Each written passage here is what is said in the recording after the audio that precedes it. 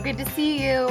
I'm sorry that I'm not there again today, but I am with you in spirit. I have a super fun, super cool, super science and art activity for you to do today.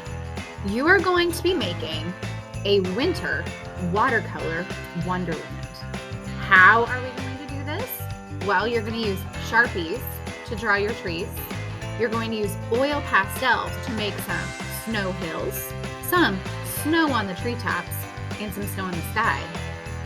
You're going to use watercolor paints to do a wash over your painting. And then the science comes in because we're going to add one more element to make some speckles of snow in the sky. Can any of you think about what we use, what element we use when it's snowing or icy outside and we put it on the sidewalk so we don't slip? Sugar? No. Pepper? No. Salt. When you put salt on top of ice, it dries it up. So when you put salt on top of watercolor paints, it does the same thing. It pulls that color and it dries it up and creates a cool speckle effect. All right, so I'm going to walk you through each step of this process today. Stay tuned and I'll get you started on the first step. Your name and your grade and your teacher's initials. So you will write name. Today I have all first grade, so you're going to put a 1. And then if you are in Mrs. Valesco's class, you put JB. If you are in Mrs. Bain's class, you put LB. If you are in Mrs. Kuhlenkamp's class, you put K. If you are in Mrs. White's class, you put a W. And if you are in Mrs. Levan's class, you put an L. That's going to go on the back side. So once you have that, flip your paper over and you are ready to begin. The first material that you're going to need is a regular Sharpie. Not a Big Daddy Sharpie this time. We want a regular Sharpie with a nice pointed tip. Sometimes artists at the bottom of their page will write their initials. So with your Sharpie really small at the bottom corner, you're going to write your initials. Your initials are the first letter of your first name and the first letter of your last name. And then we're going to start drawing some trees. So you have a few options. You can draw, let's say more than one. So let's say you can do 2 or 3 or 4 trees. All you're going to do for those is draw some sticks. You don't want your stick to go all the way to the top of the page. And you also don't want it to go all the way to the bottom of the page because you want to leave some space so that we can add some snowy hills in the background. So I'm going to go with 1, 2, 3. Do that now. The next step is that you're going to draw the branches.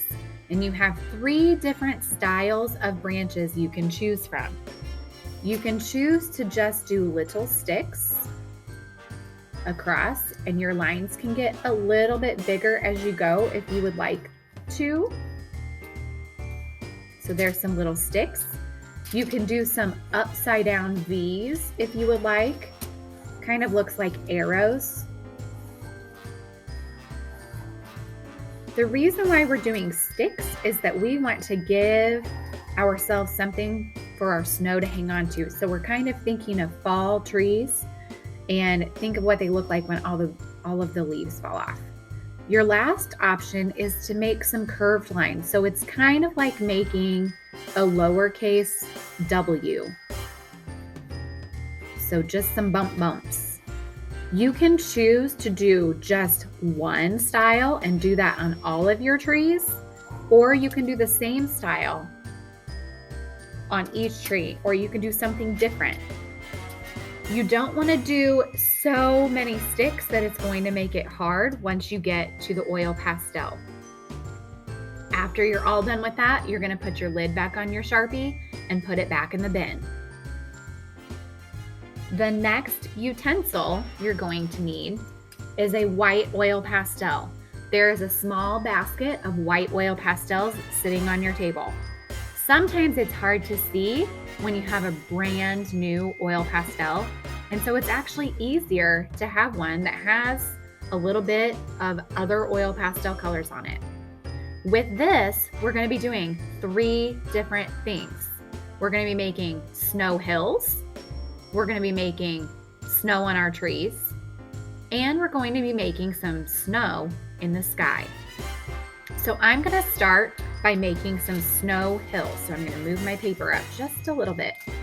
Since I have 3 different trees, I'm going to try to make my snow hills kind of overlap into the trees.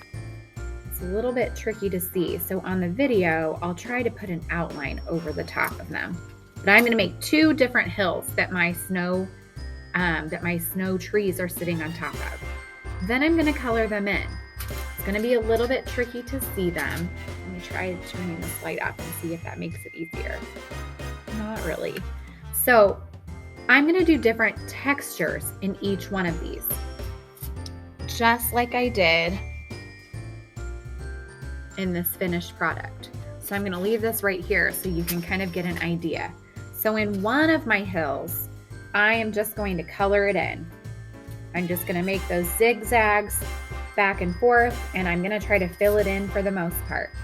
And if you remember, which most of you should because this wasn't all that long ago, when we put paint over that white oil pastel, what's going to happen? It's going to resist just like it did up here, and it will leave those white marks where the white oil pastel is. Okay, so I did one colored in like this one. My second hill, I'm going to do kind of some swirls like we did on our hippopotamus hats the other day. This way, when I use the watercolors, I'm going to be able to tell that there are 2 different types of hills on my paper. So they'll have 2 different textures. So even though you can't see them, you're going to do your 2 or 3 different hills with different textures on them. The next step will be to do snow just at the tops of all of your tree branches. If some of them go over your black lines, that's okay, because once you paint them, you won't really notice that the white is over the black. You will just see how the white is shining through on your paper. I would try to make sure you get something on top of all of those trees. The trickiest one is probably this bump wavy one. Okay, and then my last step for oil pastel is to create some snow in the background.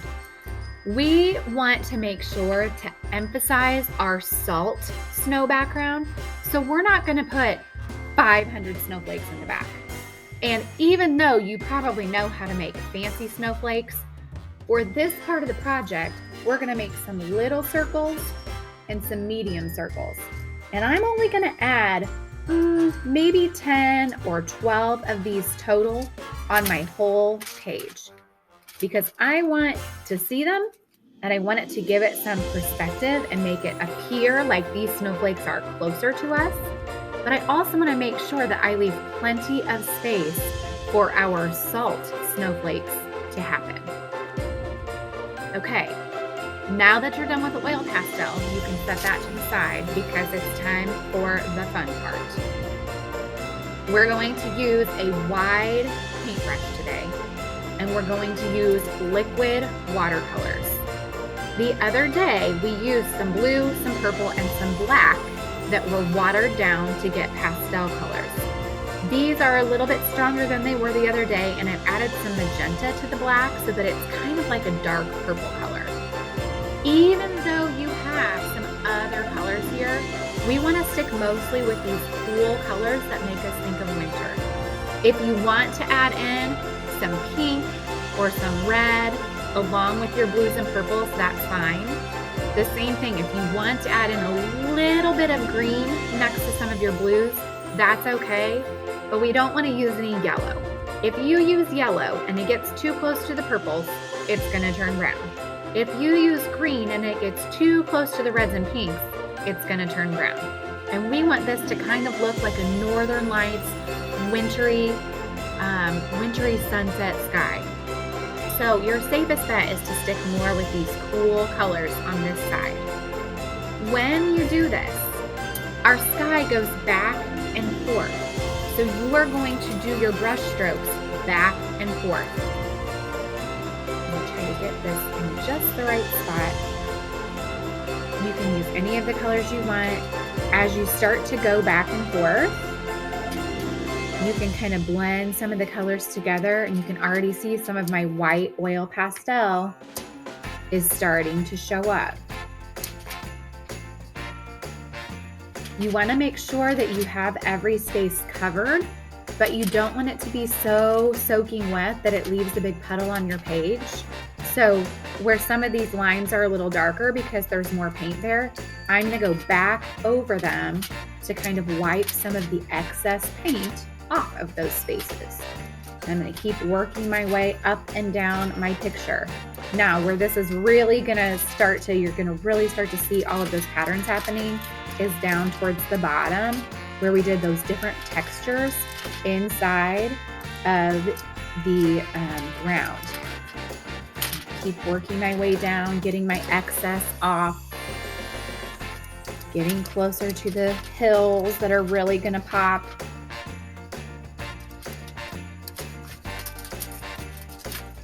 There we go. Now we finally have made it down to the bottom. So a lot of the bottom is going to resist because I filled in most of those spaces. We want to make sure that we allow that resist to work. So we want to make sure that we keep going over it to get that excess paint off to allow that resist to happen.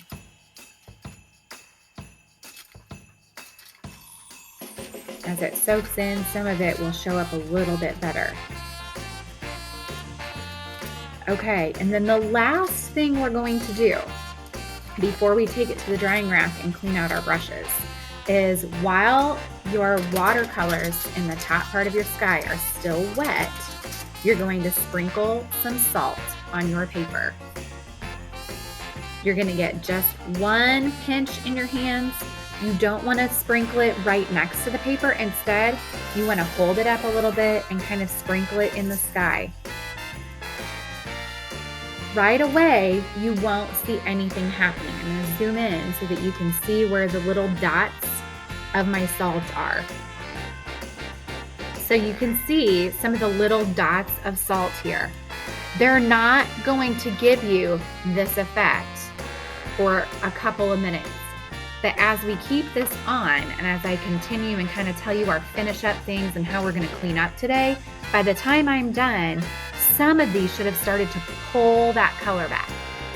All right, so once you are finished with the salt, your jobs are to, number one, take your painting over to the drying rack and carefully put it towards the bottom. Then you're going to take your brush over to the sink and you're going to rinse it out and take it back to your table spot so that it is ready for the next first grader to work. And then if there's a big puddle of paint on your table, you're going to get a Lysol wipe so that you can make sure your table is nice and clean so that when the next first grader sits down, they have a nice, clean space. If you have extra time after that, you can have some free draw time. All right, look at this. It has already started to work. I'm going to zoom out so you can see the finished product.